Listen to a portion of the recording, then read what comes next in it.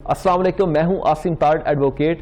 Pakistan arms ordinance 1965 اور Punjab arms rules 2017 اسلحہ کے بارے ہیں۔ کوئی بھی شخص اپنے تحفظ کے لیے اگر اس کو کسی قسم کا خطرہ ہو تو وہ اسلحہ لائسنس کے لیے اپلائی کر سکتا ہے۔ جس بندے نے اسلحہ لائسنس بنوانا ہو تو سب سے پہلے وہ پاکستانی ہونا چاہیے، اس کے پاس نادرا کا جاری کردہ اصل شناختی کارڈ ہونا چاہیے اور اپنے متعلقہ ضلع کا جدھر سے وہ بلانگ کرتا ہے ادھر کا اوریجنل ڈومیسائل ہونا چاہیے۔ عمر 25 سال ہونی چاہیے، 25 سے کم نہیں ہونی چاہیے۔ اب اسلحہ لائسنس کمپیوٹرائزڈ ہو چکے ہیں۔ اس سے پہلے وہ کاپی والے اسلحہ لائسنس ہوتے تھے جو ڈاک خانہ سے رینیو وغیرہ ہو جاتے تھے۔ کاپی والے اسلحہ لائسنس کئی لوگوں نے جعلی بھی بنوائے ہوتے تھے۔ اب بھی کچھ ایجنٹس مافیا کمپیوٹرائزڈ بھی آپ کو جعلی بنوا دیتے ہیں جس کا ریکارڈ ہی نہیں ہوتا، جو آپ کو کل کو کسی بڑی مشکل میں ڈال سکتا ہے۔ کمپیوٹرائزڈ لائسنس کا آن لائن ریکارڈ ہوتا ہے جو ہر جگہ سے چیک کیا جا سکتا ہے۔ جس شخص نے اسلحے کا لائسنس بنوانا ہو اس کا پولیس کے پاس کریکٹر کلیئر ہونا چاہیے۔ اگر وہ اشتہاری ہے تو اس کا لائسنس نہیں بن سکے گا، یا وہ عادی مجرم ہے اور اس کا ریکارڈ تھانے میں موجود ہے تو اس کا بھی لائسنس نہیں بن سکے گا۔ اگر عدالت نے اسے کسی مقدمہ میں سزا دی ہوئی ہو تو اس کا بھی نہیں بنے گا۔ اگر وہ بندہ ذہنی نفسیاتی مریض ہو یا دماغی طور پر ٹھیک نہ ہو اس کا لائسنس بھی نہیں بن سکے گا۔ جو چھوٹے جرم ہوتے ہیں، مثلا کسی کی گاڑی کی نمبر پلیٹ نہیں ہے یا کسی کا تیز گاڑی کی وجہ سے چلان ہو گیا ہے، اس کی خیر ہوتی ہے، یہ اس جرم میں نہیں آتا۔ جس بندے کا لائسنس بن رہا ہے اس کا تعلق کسی بھی اس جماعت سے نہیں ہونا چاہیے جس کو حکومت پاکستان نے بین کر دیا ہو۔ ڈاکٹر سے فٹنس سرٹیفکیٹ بنوانا ہوگا جس ڈاکٹر کو ایشو کرنے کا اختیار حاصل ہے۔ اگر اسلحہ لائسنس حاصل کرنے والا سرکاری ملازم ہے تو محکمے سے NOC بھی لینا ہوگا۔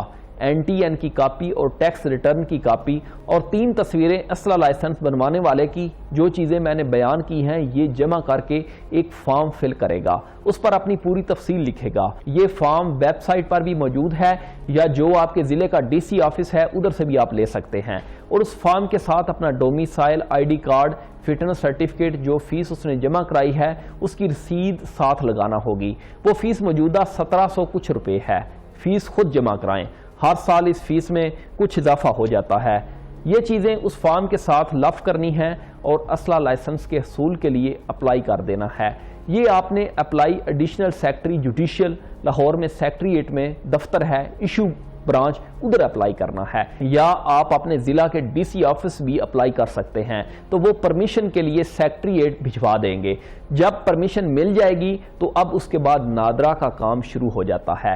نادرا کے NIRC اس بندے کو جانا ہوگا اور ان پرسن جانا ہوگا۔ البتہ MPA اور MNA یا کسی گزٹڈ افسر، ڈاکٹر، وکیل یا آرمی کے آفیسر کو ان پرسن جانے کی ضرورت نہیں ہوتی۔ اب پہلا آرڈر ہوا ہے وہ لے کر نادرا دفتر جانا ہے، ادھر 23,000 فیس جمع ہوگی، وہ ڈیمانڈ نوٹس وہاں سے مل جائے گا۔ اب اسلحہ لائسنس حاصل کرنے والے کو جو اسلحے کے ڈیلر ہوتے ہیں ان کے پاس جانا ہوگا، جو رجسٹرڈ ڈیلر ہو اس سے اسلحہ خریدنا ہوگا۔ اب اسلحہ خرید کر واپس سیکٹریٹ آنا ہے، وہاں پر کمیٹی کی میٹنگ ہوگی۔ اگر اس میٹنگ میں سیکنڈ اپروول ہو جائے تو مطلب اس بندے کو ویپن رکھنے کی اجازت مل گئی۔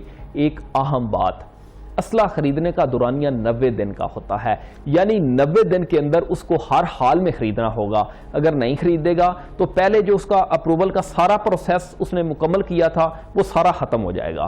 اب اس شخص نے جو ہتھیار، پسٹل یا بندوق وغیرہ خریدا ہے وہ لے کر نادرا کے NIRC لے کر جائے گا اور اپنے خریدے گئے اسلحے کی تفصیل دے گا اور بتائے گا کہ یہ اسلحہ میں خرید کر لایا ہوں۔ اب نادرا والے اس کو اپنے پاس رجسٹر کر لیں گے۔ اس کے بعد 2 گولیاں شیل اس بندوق یا پسٹل کی آپ نے پنجاب فورینزک ایجنسی میں جمع کرانی ہیں۔ وہ گولیاں خالی ہونی چاہیے جو فائر کرنے کے بعد موقع پر گر جاتی ہیں۔ وہ فائر کرنے کے بعد فورینزک ایجنسی جمع کرا دیں۔